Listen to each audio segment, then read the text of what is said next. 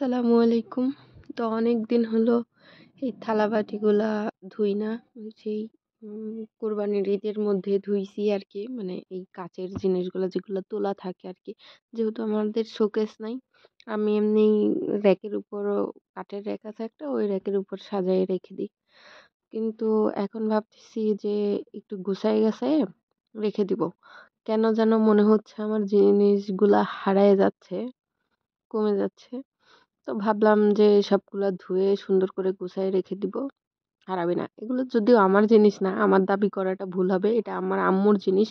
তো যতদিন আমি থাকবো ততদিন যত্ন করব, ততদিন দেখে শুনে যতদিন দেখে শুনে রাখতে পারি আরকি রাখবো। তারপরে কে কি করবে না করবে সেটা তাদের ব্যাপার। তো যেই ভাবা সেই কাজ, সবগুলো থালাবাটি নিয়ে আসছি, ঘর-দুয়ার পরিষ্কার করছি। মাথাটা এখনো মানে কেমন যেন লাগতেছে, গরম যে পরিমাণ গরম পড়তেছে। এই গরমের মধ্যে আমি এতগুলা কাজ বাতায় নিয়েছিলাম, সেই সকাল থেকে শুরু করছি। আর মানে আসরের নামাজের কিছু সময় আগেই শেষ করছি।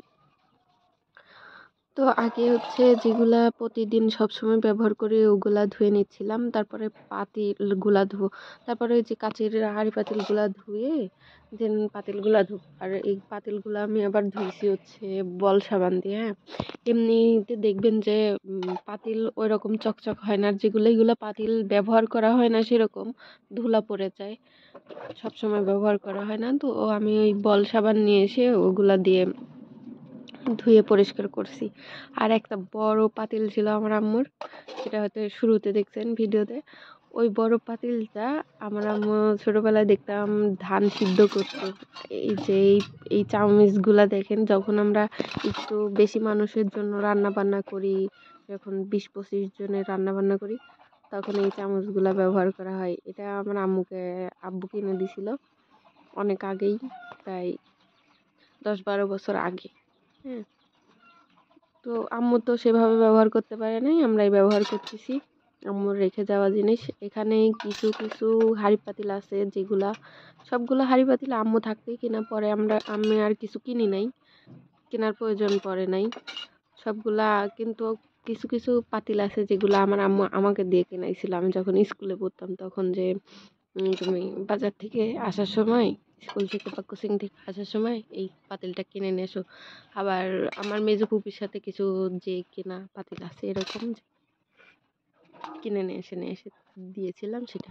এই যে বল সাবান নিয়ে আসছি, এই বল সাবান দিয়ে এখন পাতিলগুলো মাজবো। বল সাবান দিয়ে পাতিলগুলো মাজলে দেখবেন যে অনেক সুন্দর চকচকা হয়ে যায়, গ্লেজ দেয়, হ্যাঁ। আর এমনি মাজবেন, গ্লেজ দেয় না। তাই আমি এটা শিখছি আমি আমার ফুপুর কাছ থেকে, আমার ছোট ফুপু শিখাইছে যে যে বল সাবান বা ওই যে চাকা সাবান আছে না, ওগুলা দিয়ে ধুইলে পাতিল চকচক করে। তো আমি ধুয়ে নিয়ে আসছি, এখানে পানি ঝরাইতে দিয়ে রাখছি। আর এখানে যে কাঁচের বাটিগুলো দেখা যাচ্ছে, তার মধ্যে একটা আমার মনে পড়লো, এটা প্রাইজ পাইছিলাম চকলেট ধরে, হ্যাঁ। বোনের স্কুলে গার্ডিয়ান হয়ে খেলছিলাম, চকলেট দৌড় দিছিলাম। তো সবাই দেখি ওখানেই আছে, আমি চকলেট নিয়ে চলে আসছি, হ্যাঁ। ফার্স্ট হয়েছিলাম, ফার্স্ট প্রাইজ ছিল এটা।